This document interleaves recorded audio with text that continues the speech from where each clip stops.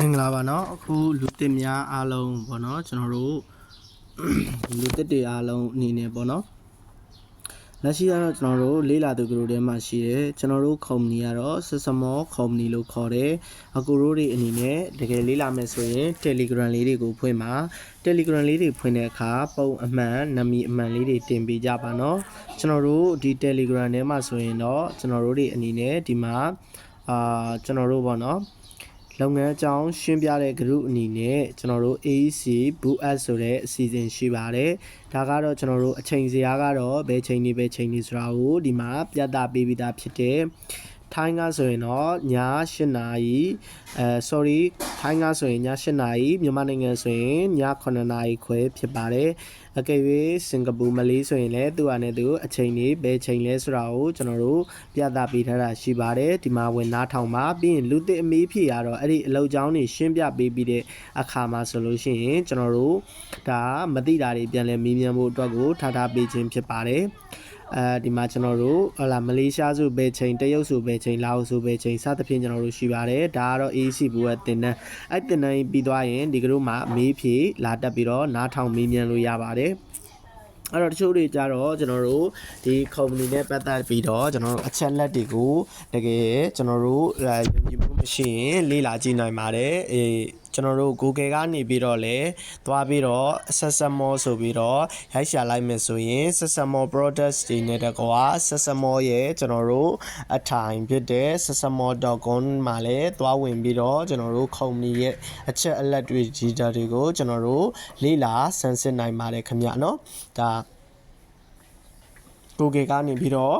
လေ့လာခြင်းရင်ပေါ့လေနော်အခုခေတ်ကကျွန်တော်တို့ AI ခေတ်ဖြစ်တဲ့ခါကျတော့ကျွန်တော်တို့ AI Gemini မှာမေးမလားမေးမယ်ဆိုရင်လည်းသွားမေးလို့ရပါတယ်ဥပမာ Gemini မှာသွားပြီးတော့ကျွန်တော်တို့ဒီမှာ SUCCESSMORE Sesamo ကုမ္ပဏီကတရား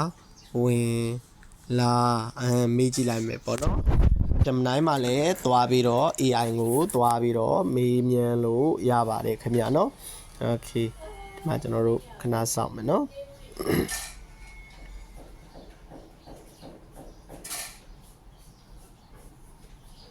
Sesamo ရဲ့ပစ္စည်းတွေဆိုရင်လည်းမေးလို့ရပါတယ် AI မှာပေါ့နော်အချက်လက်အကုန် data အကုန်ကိုမေးလို့ရပါတယ်နော်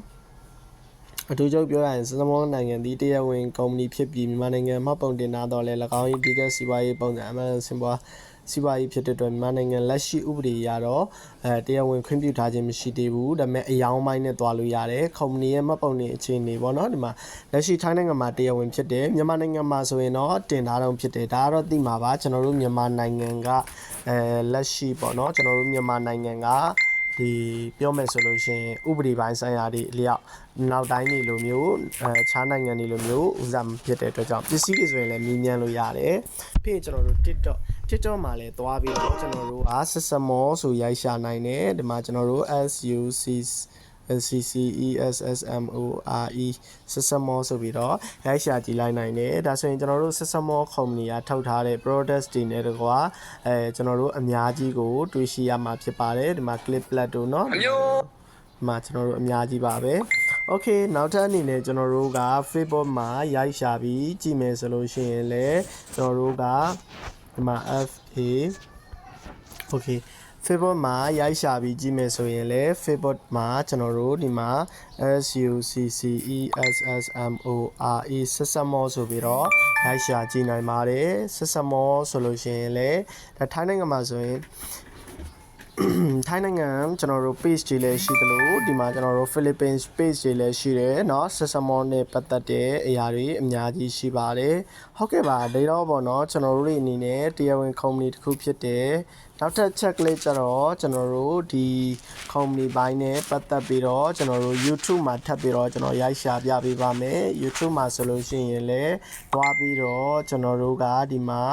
not SUCCESSMORE Sesamo ဆိုပြီးတော့ရိုက်ရှာကြည့်လိုက်နိုင်ပါတယ်ဒါဆိုလို့ရှိရင်ကျွန်တော်တို့ဒီ YouTube ထဲမှာလည်း Sesamo နဲ့ပတ်သက်တဲ့ပစ္စည်းတွေနဲ့တကွာ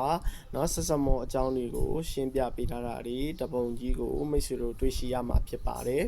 အဲ့တော့ကျွန်တော်တို့ဒီအနေနဲ့တကယ်ဟိုမှာဒါချပြပေးတာဖြစ်ပါတယ်အဲ့တော့မိတ်ဆွေတို့တကယ်လေးလာခြင်းနေဆိုလို့ရှိရင်တော့ယုံယုံကြည်ကြည်နဲ့ဝင်ရောက်လေးလာလောက်ကိုင်းနိုင်ပါတယ်ဝင်ရောက်လေးလာလောက်ကိုင်းနေဆိုလို့ရှိရင်တော့ကျွန်တော်တို့ကဘာရမလဲဆိုတော့ internet website center တခုပြန်ရပါမယ်ဘယ်လိုမျိုးလောက်ကင်ရမလဲဆိုတာတော့ဒါပြောပြပေးလိမ့်မယ်ပေါ့နော် internet website center ကတော့ဘယ်လိုပြန်ရလဲဆိုတော့ကျွန်တော်ပြပေးပါမယ်ခဏလေးပါကျွန်တော်တို့ဒီမှာကျွန်တော်တို့ ch Chrome browser ထဲမှာကျွန်တော်တို့ Sesamo member ဆိုတဲ့အထဲမှာဒီမှာကျွန်တော်တို့ ID number 4နဲ့ကျွန်တော်တို့က password နဲ့ရိုက်ပြီးတော့ကျွန်တော်တို့ဝင်ရမှာဖြစ်ပါတယ်ဒါကတော့ကျွန်တော်တို့ member ဝင်နေဆိုရင်ဒီလိုမျိုးကျွန်တော်တို့ website center တခုကိုပြန်ပြီးတော့ရမှာဖြစ်ပါတယ် member ဝင်ဘာတွေလိုအပ်လဲဘယ်လိုမျိုးလဲဆိုတာတော့ကျွန်တော်တို့ကိုမိတ်ဆက်ပေးတဲ့သူနဲ့တကွာကျွန်တော်တို့မေးမြန်းနိုင်ပါတယ်ဒါကျွန်တော်တို့ဒီလိုမျိုးကျွန်တော်တို့ website center တခုကိုရရှိမှာဖြစ်ပါတယ်ဒါအပြင်မှာကျွန်တော်တို့အနေနဲ့ပေါ့နော် application တခုလည်းရရှိအောင်မှာဖြစ်ပါတယ်တကယ် member ဝင်ပြီးလုပ်မယ်ဆိုရင်ဒီမှာကျွန်တော်တို့ SCM connect ဆိုတာရှိတယ်ပေါ့နော်ဒီ application တခုကို Play Store က down ပြီးတော့ဒါကတော့ member ဝင်တဲ့သူတွေလက်တွဲလောက်ကင်သူတွေအတွက်ဖြစ်ပါတယ်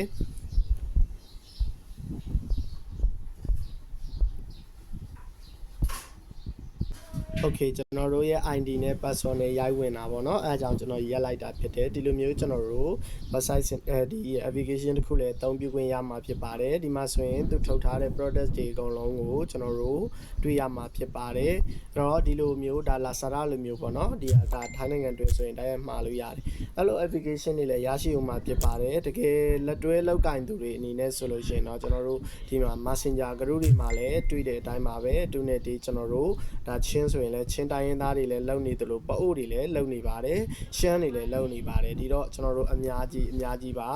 အဲ့တော့အားလုံးအနေနဲ့ယုံကြည်မှုရှိနဲ့ဝင်ရောက်ပြီးတော့တိတိကျကျအသေးစိတ်လေ့လာကြရန်အတွက်ပြောချင်ပါတယ်ခင်ဗျအားလုံးပဲစင်ပြေကြပါစေခင်ဗျ